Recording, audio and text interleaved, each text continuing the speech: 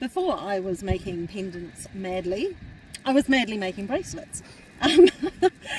So that's so many years ago now that the elastic isn't holding. It's got a bit loose and it's certainly time to restring them. So I thought, what better than to spend this lovely time at the beach to show you how to restring your bracelet. It would be easier if I can find where the old knot was. Bear with while I find where the old knot, there it was. So I'm just going to cut to the side of that. In fact, I have a paper plate, or you can just use a bowl and put something like a cloth in it so it isn't all rattly and harsh. There we go, cut the elastic. There we go. This is sterling silver, so I've got a silver cloth here. So brilliant thing about sterling silver is you can, oh well that was great wasn't it, now I've lost my pattern.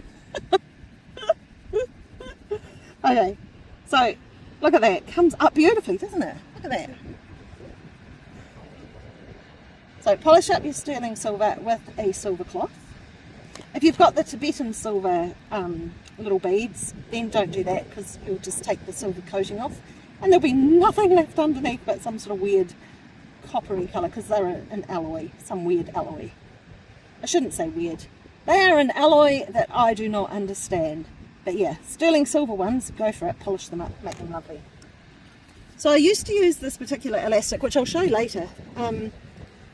I started buying the same elastic recently because it had lasted so well, but I found that the latest batches are breaking and I don't trust them. This is the latest stuff I'm trying. So there's the 0.8 or the 1mm. So either or. So these beads here are 8mm beads. And I was using, beg your pardon, the 0.8 back in the day. But I found that they actually, a lot of the holes are taking the 1mm, which is, why not go thicker, is my thinking. So far this stuff is so incredibly strong and it doesn't seem to break at all. So we'll see how long it lasts. I don't know if it'll last for the same amount of years, but time will tell. Okay, we're going to fast forward. I will go ahead and restring all of this onto the new elastic, and then I'm going to show you how to tie the knot so that you can restring and then tie off your bracelets, because yeah, don't wait for the elastic to break on them, change the elastic now. So the elastic is through all the beads. We're now at the stage we want to tie the knot, and we'll hide the knot under the little knot coverer.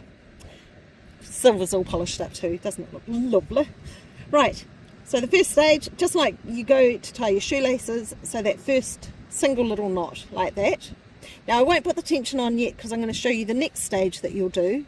Your second knot, instead of just going through, see that's underneath, instead of just taking it through once, voila, you will take it through twice. Daisy. So the idea of this supposedly is to show you it so you can see, but I'm going to do it twice for the second one. So I'll show you how I go about it, because it's, I mean, that's, if you just went ahead and tied it just like that but without doing anything else, your bracelet would still be loose.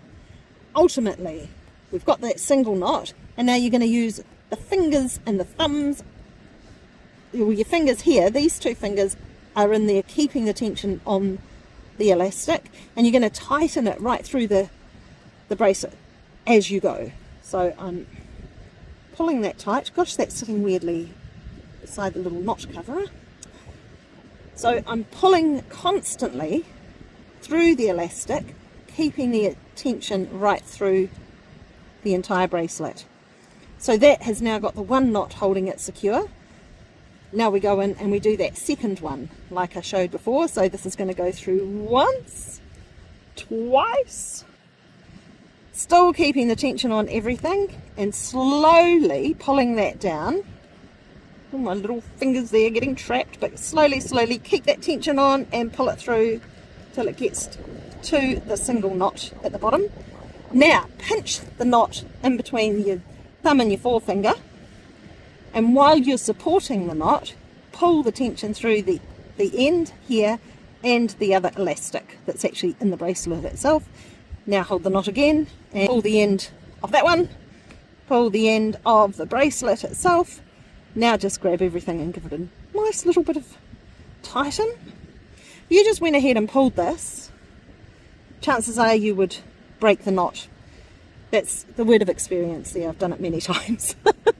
So you have to provide that tension, that support.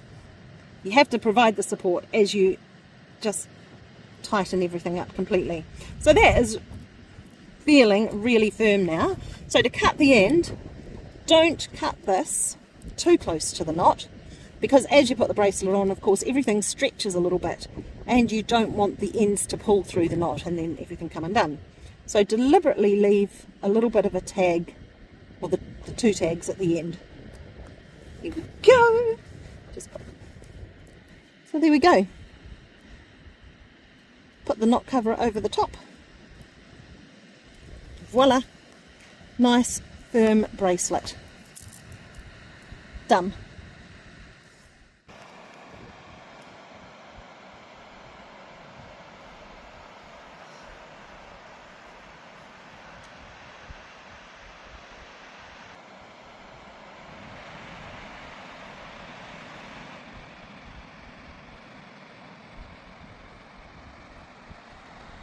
Okay, it took too long. Oh dearest!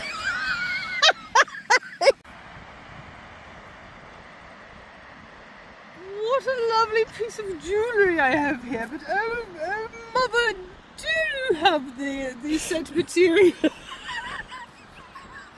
You pay extra for that. What a splendid day on the coast of Carpety, but alas, the jingling on my wrist is distracting me from being in the moment of such beauty.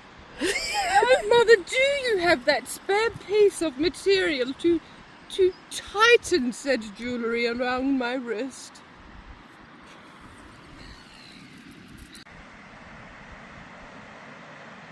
Hey Mum, do you still have the elastic from when you were making those copias?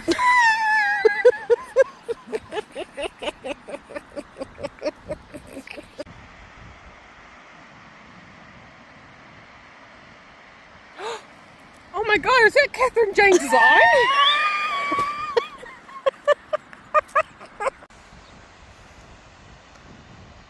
Dearest Mama, please help. It is not fitting.